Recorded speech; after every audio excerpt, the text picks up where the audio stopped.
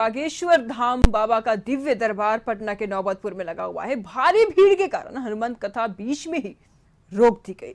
बाबा बागेश्वर ने भक्तों से अपील की है कि कार्यक्रम स्थल पर नहीं आए और अपने घरों में ही रहे और टीवी या सोशल मीडिया के जरिए कथा सुने। तो बड़ी खबर सामने आ रही है नौबतपुर से, जहां बागेश्वर धाम बाबा का दिव्य दरबार पटना के नौबतपुर में लगा हुआ है और भारी भीड़ को देखते हुए हनुमंत कथा को बीच में ही रोकना पड़ा।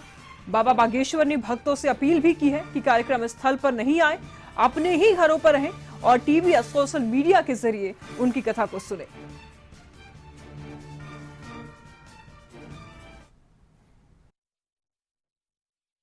भीड़ बुलाने के लिए या भीड़ दिखाने के लिए कथा नहीं करनी है। हमें बिहार के कल्याण जिंदगी भर पक्का। तो आज हमारी बात मान लो कि कम मात्रा में कल आना, घर पर बैठकर टीवी में देखना, क्योंकि बहुत ज्यादा लोग हो गए, इसलिए हमारी अब आरती कर लेते हैं बहुत जल्दी। श्री सीताराम भगवान। तो इस पर तमाम जानकारी के लिए न्यूज रूम से संपादक अशोक मिश्र जी इस वक्त हमारे साथ जुड़ चुके हैं। अशोक जी, बागेश्वर धाम बाबा का दिव्य दरबार आज पटना के नौबतपुर में लगा हुआ है, लेकिन बीच में ही कथा को रोकनी पड़ी। बार बार धीरेन्द्र शास्त्री जी लोगों से अपील कर रहे थे कि अपने घरों से ही मेरी कथा को सुनिए, मतलब यहाँ पर मत आइए, काफी भीड़ है।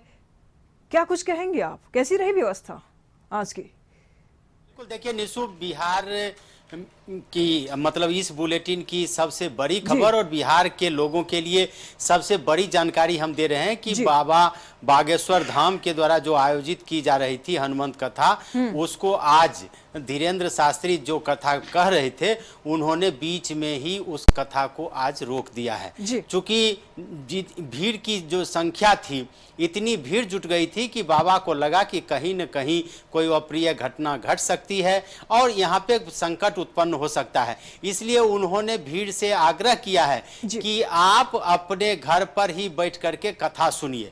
अभी की सबसे बड़ी खबर कि हनुमंत कथा को बीच में ही रोक दिया गया है। आज समय से पहले हनुमंत कथा को रोक दिया गया है। नौबतपुर के तरे मठ में जो कथा हो रही थी उसको रोक दिया गया है। हम अपने दर्शकों को बता दें कि भारी भीड़ होने के कारण इस कथा को अभी रोक दिया गया है और धीरेन्द्र शास्त्री जी ने कहा है कि इस संबंध में वो कल प्रेस कॉन्फ्रेंस करके जानकारी देंगे। चूंकि कल इस कथा का एक तरह से कहिए कि ये खुला दरबार था, जिस दरबार में भक्त अपने मन के अनुसार प्रश्न पूछते हैं और बाबा उसका जवाब देते हैं। लेकिन भीड़ को देखते हुए बाबा ने इस दरबार को भी रोकने का संकेत दिया और उन्होंने कहा है कि प्रेस कॉन्फ्रेंस के द्वारा हम जानकारी देंगे कि आगे का क्या कार्यक्रम है। उन्होंने लोगों से अपील की है कि जो लोग यहाँ आना चाहते हैं वो अब ना आए। जिन लोगों ने टिकट कटा लिया है वो टिकट भी रिटर्न कर दें, यानी कि लौटा दें। यहाँ पे आने की कोई जरूरत नहीं है। हम कथा कहेंगे तो वो अपने घर से सुने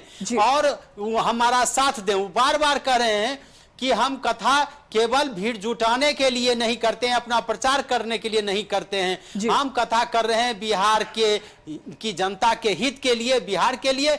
इसलिए उन्होंने कहा, लोगों से अपील की है कि आप कृपा करके यहाँ ना आए, भीड़ ना लगाएं। भीड़ की जो संख्या है, जो यहाँ पे स्थिति है, भारी गर्मी है, गर्मी के चलते ऑक्सीजन की कमी हो रही है। यहाँ पे आने वाले भक्त जनों को काफी तकलीफें उठानी पड़ रही है। इसलिए उन्होंने लोगों से अपील की है, श्रद्धालुओं से अपील की है कि कृपा करके वो यहाँ पे नहीं आए। वो बार बार उन्होंने अपील की है लोगों से कि अब आप नहीं आए और आज उन्होंने कथा को बीच में ही रोक दिया है। निशु, बाबा का आगमन का संकेत जो थी, सूचना जो थी अशोक जी, पहले से ही थी। प्रशासन को इसकी तैयारी करनी चाहिए थी। क्या ये तैयारी में भारी चूक नहीं है? बार बार बाबा ये कह रहे हैं कि सफोकेशन हो रहा है, सांस लेने में दिक्कत हो रही है, अंधकार छा रहा है। तस्वीरों में आप साफ तौर पर देखेंगे कि लोग तो काफी बड़ी संख्या में जुटे हुए हैं, लेकिन साथ ही साथ पीछे के लोग दिख ही नहीं रहे हैं, अंधेरा छाया हुआ है।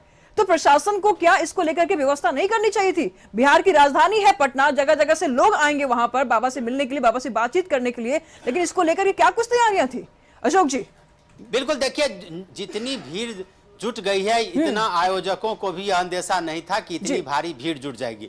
और खास करके राजधानी पटना से लगभग 20 किलोमीटर से ज्यादा दूर है नौबतपुर, और वहां पे इस तरह का आयोजन किया था, तो आयोजकों को कभी यह उम्मीद नहीं थी कि इतनी भीड़ जुट जाएगी। लेकिन जो हुआ उसको लेकर के बाबा ने सतर्कता बरती है। उन्होंने भक्तों से अपील की है, श्रद्धालुओं से अपील की है कि वो भीड़ न बढ़ाएं। अगर वो हनुमंत कथा में विश्वास करते हैं, अगर वो सुनना चाहते हैं तो अपने घर पर ही टीवी खोल करके देखें, लेकिन यहाँ पे ना आए। बार बार वो अपील कर रहे हैं। और बाबा को भी यह अंदेशा है कि कहीं न कहीं लोगों की परेशानी बढ़ रही है, आयोजकों की परेशानी बढ़ रही है, और भीड़ अगर जरूरत से ज्यादा जुटती है तो वैसी परिस्थिति में कहीं न कहीं इसका नुकसान भोगना पड़ सकता है। इसलिए वो बराबर लोगों से अपील कर रहे हैं, लोगों से आग्रह कर रहे हैं कि वो कल जो भीड़ है वो नहीं आए, अपने घर पर ही वो सुने, कथा को सुने, यहाँ भीड़ लगाने की कोई जरूरत नहीं है।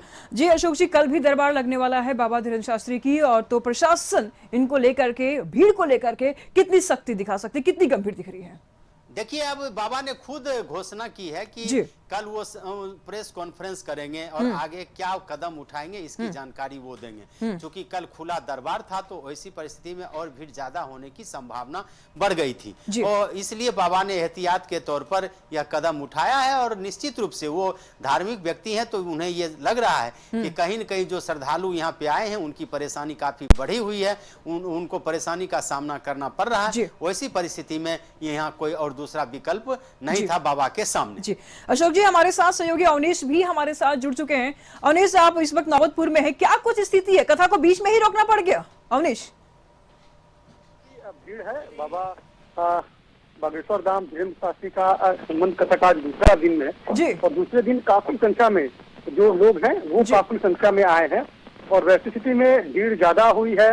काफी संख्या में लोग आए हैं, लोगों को सांस लेने में दिक्कत हुई है। उमस के चलते हनुमंत कथा का कार्यक्रम है उसको समय से पहले ही धीरेन्द्र शास्त्री ने जो है वो रोक दिया है। और कल जो दिव्य दरबार लगना था, अमूमन जो सूचनाएं थी कि 15 मई को दिव्य दरबार लगेगा, बाबा पर्ची निकालेंगे, लोगों की जो है अर्जी सुनेंगे, तो उस कार्यक्रम को भी स्थगित कर दिया गया है। क्योंकि काफी संख्या में जो लोग हैं वो इस हनुमंत कथा को सुनने के लिए आ रहे हैं, और स्थिति में लोगों को परेशानी ना हो, लोगों को किस तरह की समस्या ना हो, इसको देखते हुए जो आयोजित किया है। और बाबा धीरेन्द्र शास्त्री ने भी ये निर्णय लिया है कि कल जो दिव्य दरबार लगना था वो दिव्य दरबार का कार्यक्रम जो है उसको स्थगित कर दिया जाएगा।